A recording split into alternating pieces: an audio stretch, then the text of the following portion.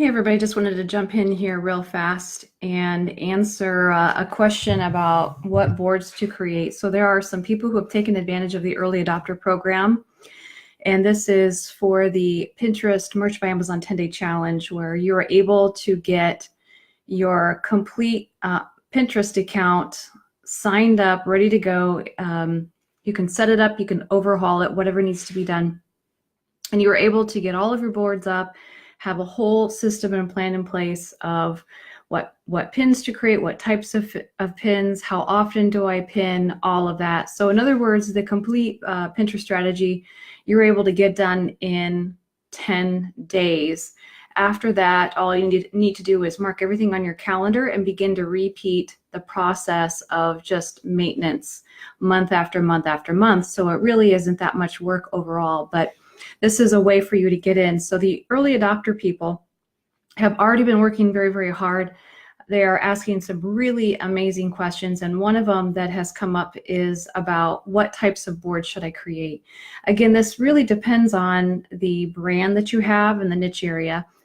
One area of struggle for a lot of people is, I don't know what my brand is. That's an area that you really have to investigate and look into the types of products that are your best sellers. And then those best sellers are going to be within a certain niche area. I would start there for your brand. If you have multiple niche areas, you could see if there's any kind of crossover or if they relate in some way. If not, then I would just stick with your best selling products, and that's your brand. Create a brand around that. And then you're going to go deeper down into that niche area is really your best idea. If you spread yourself too thin, it's very difficult for you to actually know multiple different types and kinds of niche audiences. That's really difficult. So I would choose your best sellers as a niche area to focus in. I would also choose a niche area that you really understand a little more so that you can go deeper. It's going to give you a bigger opportunity. So if you are a person within that subculture, you know, this is something that you enjoy yourself, it's a lot easier for you to understand the language of how people speak within the audience that would be interested in the products that you offer for that niche area. So it's much easier to build a brand around something if you have a little bit of background knowledge or history, especially if you are a part of that subculture and this is a part of your lifestyle as well. It's much easier for you then to relate and be able to speak the language, speak the acronyms that people use when they are a part of different groups. So get your brand going first, and then it's going to be a lot easier for you to understand what boards to create. So of course, you want to create boards around your products. Make sure that you do that. You always want to have your first board be your product board, where it's just nothing but all of your products that go there. That's going to probably be your top performing board. For other people with stores, I call it the store board. And it usually gets the most pins and repins out of it. You don't want all of your boards to be like that because you need to diversify in your targeting. So every board has a different type of targeting to it for the type of shopper that you're looking to get interest in your products. The reason for that is because people today don't generally follow your entire Pinterest profile. What they do is they look at the boards that they're interested in and they only follow those boards. So if they are interested in a board, let's say for example, it is your niche area is coffee. They might be only interested in a board about women's coffee t-shirts. They don't care about your men's coffee t-shirts or your kids' coffee t-shirts because that person is only looking for women's t-shirts within the niche and brand of coffee. So they will just follow that board because they want to see your products that are pinned there on a regular basis. So I'm wondering if that makes sense to you for why you want to diversify your boards and niche them down. So don't be afraid to niche them down through your product line as far as different types of audiences, men, women, kids, teenagers, boyfriends, girlfriends, moms, dads, grandparents. All of that can be niched down with your products in different ways and create lots of boards for you that highly target the right person who is looking for what you have to offer. Okay, so that's how you target more specifically using your brand, and they will begin following everything that you are doing because they are more in alignment with what you have to offer. You can also target down your boards through the holidays. We had talked about Valentine's Day already. You could do Christmas, St. Patrick's Day. If you have a lot of green t-shirts, you might want to do a board based around that. It doesn't have to say St. Patrick's Day as a part of your board title, but it could be green shirts. And I will tell you this is I've been doing the research and adding more and more of these keyworded, they're keyword phrases I'm pulling directly from Pinterest of what shoppers are looking for. And these are the keyworded board title ideas that you can pick from out of the database that is inside of the Merch by Amazon 10-day challenge. And there's, I'm building it out further and further. There's literally hundreds of ideas to pick from of what to do for your boards. Today, I ran across green shirts as one of the top things that people are looking for when they are just searching for shirts. I would probably get all of your designs together that have green shirts that is in alignment with your brand and get that into one board. Now, within your board description, that's where I would say these green shirts are perfect for St. Patrick's Day. Why? Because they're just green. It doesn't matter if it says St. Patrick's Day on the graphic design or not. People just want something green to wear. It doesn't necessarily have to say St. Patrick's Day right on the shirt. And a lot of people will buy just a green shirt of anything that they love so they can wear it all year round. Those are the smart shoppers.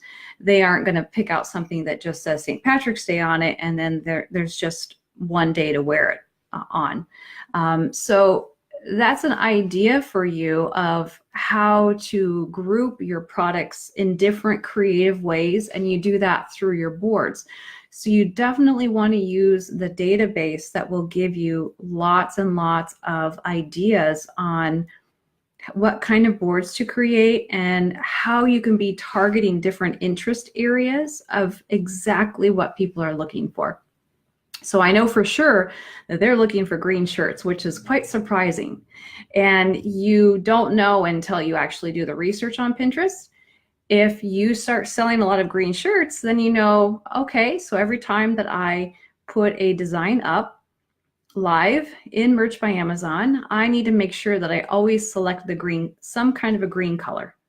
And pick the green color that is selling best for you. So you always need to select a green color. That way you can turn around and market that right into your green shirts board. So that's an example of a creative way of creating a board where you are targeting shoppers who are interested in green shirts. And there's a lot of them.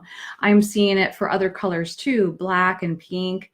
I'm seeing targeted keywords for pink shirts for teen girls. You know, you could have a board filled with just your pink shirts, especially if it's a design that would be in alignment with a teenager girl of what something that they would take an interest in. It could be just a funny saying or an inspirational saying on the shirt, but yet you can target it towards teen girls, and you could niche it way down into the pink color. So if I am a teen girl and I'm looking for inspirational sayings on pink t-shirts because that's my favorite color, I'm going to follow that board because everything that is in there is what I am very interested in, and I want to continue seeing those product pins on a regular basis so that I can be collecting them into my own boards and go shopping. So that's how people operate on Pinterest. And I want you to think outside the box on what you're doing for your boards. If you think it's weird, then you're probably on the right track. That sounds strange. And I know it's a little uncomfortable and it feels different because we are so used to black and white, clear cut. Well, now it's not so clear cut. This is where your creativity can kick in. And the creativity part is the part of marketing that really does well for you. So don't be afraid to try different things and see how it goes. If for some reason that board you don't think is performing well for you, down the road, you could always just give it a different title and a different board description. You don't I wouldn't archive it or delete the board, never delete boards, but you could change the keywording in the board and start changing the focus a little bit, because maybe you found a different direction that is really working well for you, if you really feel like that board just isn't performing as well as what you would like. But overall, I don't think this is something to stress about. I think everyone is probably overthinking it too much instead of just allowing yourself to relax and be creative. Other ideas, we talked about holidays, different types of audiences, people, men, women, children, kids. We talked about colors like pink, green, black. That's showing up in the keyword database. You're going to have to take a look at those combinations. Seasons, fall, winter, spring, summer is repeated continually around shirts and t-shirts. And also the word outfit repeats a lot. The word wardrobe repeats a lot. The word closet repeats a lot. There's a reason for that, because that's how the keywords that people are searching for. That's how they're searching on Pinterest. So you can target in the seasons, the holidays, the types of people, the audiences. You can target what other creative ways? Oh, events. That's the one I was missing, is events. So different types of celebrations, like a birthday. Definitely get a birthday board going, at least one, and you can have multiple. So maybe it's birthday t-shirts for girls, birthday t-shirts for boys. You know, especially for kid birthdays, they love if you would have some kind of t-shirt design that would be targeted for, you know, girl birthdays, boy birthdays, and that would be great for kids. But don't do that unless it's in alignment with your brand. So if your brand is supports that and is focused in that direction, then I would definitely do it. If not, then you need to find a different creative way for birthdays. So that could be mom birthday, that could be dad birthday, that could be, if it's more adult type centered. Does it have to say birthday on the t-shirt? Absolutely not. Absolutely not. People buy gifts for other people's birthdays, right? So maybe you are in the coffee niche area, and this would be birthday gifts for coffee lovers. Do you see how I did that? I creatively took that niche area and targeted it as, oh, here's a really cool, here are some amazing, cool birthday gifts for people who absolutely love and adore coffee. And they feel like they hit the jackpot in that board because that's exactly what they're looking for. They have a friend or a family member, husband or wife, girlfriend, boyfriend, who loves coffee so much. And so for their birthday, they always want to have a nice selection of different types of things they can pick from when they want to go shopping and give a gift for that certain person. Or sometimes people collect these things for themselves and they want to go shopping for themselves. So maybe, and I've seen this too, where there are women that create boards based around their wish list of what they want other people to buy for them. So if their birthday is coming up, they'll collect a bunch of pins of things that they like, and they put them into a board, and they will title it, you know, t-shirts I want, which is actually a keyword in the database. And they will share that board with other people. And those other people, they come into that board and they take a look at those pins and they click on them and start going shopping, because they know that those are the exact items that that person wants for their birthday that's coming up. So sometimes that's what they do when they create these boards, is it's actually centered around themselves and sharing it with other people of, this is my Christmas list. You know, this is my shopping list. This is what I want. So if you want to buy me a gift, pick something out of this board. It sounds funny and is different from how most of us operate, but that's the reality of what people do on Pinterest. Those are the different creative ways that they use the platform. The question, how do you know if a word repeats a lot? If you go into the database and see that the keyword, you're going to see a pattern of certain keywords that just keep popping up over and over and over and over again in multiple different phrases.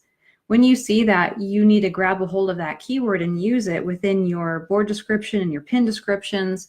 You could have it in some of your board titles, but you'll see it, repeated all throughout the database inside of the 10-day challenge course. It's also within the, a lot of them have been pulled from that list that's in the keyword bank on the pin description and board description template. So when you go in there, there is a pin description template and there is a board description template. At the top, there is a keyword bank, and right below that is a hashtag bank. That's exactly how I manage multiple different Pinterest accounts when I am working on it for different clients and for different businesses.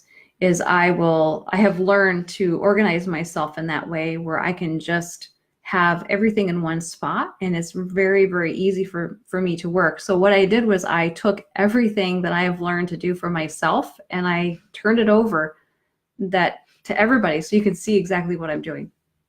So those keywords are actually already included for you. It's done for you right in the keyword bank. Yeah, so the question is, search for a lot of words around your topic and see what pops a lot often. Yeah, that's exactly it. You need to do the research on Pinterest, and if you see it coming up over and over and over again, that's something that you need to include everywhere, because you are going to get the attention of those people who are actually typing it in to the search engine. So remember that Pinterest is a search engine. It's not really a social media site. It's an actual search engine. It's the third largest search engine in the world. So Google is the #1 search engine, and then YouTube is #2 for a search engine. Why are they #2? Because they're owned by Google. So I kind of consider Google and YouTube very similar because they're, it's all owned by Google. And then there's Pinterest, and Pinterest is completely separate from Google, but yet they're #3. So that tells you of how progressive the Pinterest search engine really is and how well that smart feed works. That's why I really feel strongly about how if you are in e-commerce or you offer any kind of products at all, you really need to be in Pinterest. You really need to get in there and get your brand exposed to the 250 million people that are there every single month searching for things to buy, things to make, things to do. They want to discover some new things within the search engine itself. Any other questions about boards that I could answer? Drop them in the comments. Hopefully that helps a little bit to understand how you can get creative and think outside the box on what types of boards to create in your account. Don't stress out about it. And I've done a lot of testing and found that larger number of boards do well. Just don't duplicate your boards. If you find that you are pinning the exact same pins into 2 boards, those 2 boards are really just one board, and you're doing a lot of extra work. So I would combine the 2 boards together, and you can combine the keywords, everything into those 2 boards because they're just too similar. And then it's easier for you to rank up that one board for for several keyword phrases than it would be to sit and pin out to 2 different boards.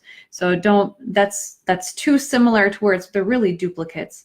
What you need to do is niche down everything within your brand, niche down your audiences, niche down your seasons, niche down your holidays, niche down everything so that you have very different boards. So if you are just doing one t-shirt board and you think that's going to be enough, no. There are thousands of t-shirt boards on Pinterest and no one is paying attention to it. It's just noise. It is complete noise in the search engine. You really have to you've got to niche that down further, and you've got to be clear about what you offer in that board. Nobody wants to sit and sift through a board full of t-shirts and all they care about is women's t-shirts, and they can't, you know, they're not going to go through all those pins. So if you target and niche down further a t-shirt board, you're going to get the right type of audience who will start responding more favorably to your pins. They're going to start clicking more often. They're going to start following that board. So the more specific you get, actually, the better. And you'll start seeing some more results. So it may sound strange and unusual and weird, but that's what I found to be really, really effective. So if I have if my niche area is coffee, I would want to have a board that says coffee t-shirts for women, or women's coffee t-shirts with sayings, where it's really specific. Maybe I want to have Valentine's Day coffee gift ideas, and I could put my coffee t-shirts in there, but yet I could also fill it with other things too that are complementary and they are not in competition with my products. Maybe it needs to be Valentine's Day women's coffee ideas, or that's really narrowing that focus down even further. So when you start doing that, it's easier for you to rank your boards up number one. They rank up a lot faster in the search engine because no one else is doing that. And you start getting more followers, you start getting more pins that you'll notice are being saved, and a higher click-through rate once you start really, really, really narrowing down and niching down your boards. So focus on your brand, niche down your boards. Any other questions? Drop them in there below. Otherwise, I'm going to let you go for now. And today is the last day, by the way, of the early adopter pricing for this 10-day challenge. And I only sent it out one time through email. And that was it, because I'm not going to bombard people with tons of emails over that. Everyone is very busy in Q4, and it kind of gets annoying when you get 25 emails in the same week for the same thing over and over and over again. So I didn't do that, and I don't plan on doing it again. If you want to get in on the early adopter pricing, what you need to do is just take the free course. It's listed here. Go in, take the free course. Once you go through that free course, you drop down to the bottom and there's details and information there. You'll have a link to where you can find that course. Tomorrow the course launches officially out to everybody, and then it will be full price at that point. And the database, it will be filled a lot more, so you'll have more choices of board ideas to create and help you to kind of think outside the box and be a little bit more creative in your targeting. This last week, there was a lot of work done on that challenge. You'll find, if you log in now, you'll find videos, you'll find step-by-step instructions, you'll find database of your keywords to use for your board titles. You'll find a keyword bank, you'll find a hashtag bank, all on your pin description template, and you're going to have a board description template, and it's pretty much everything done for you.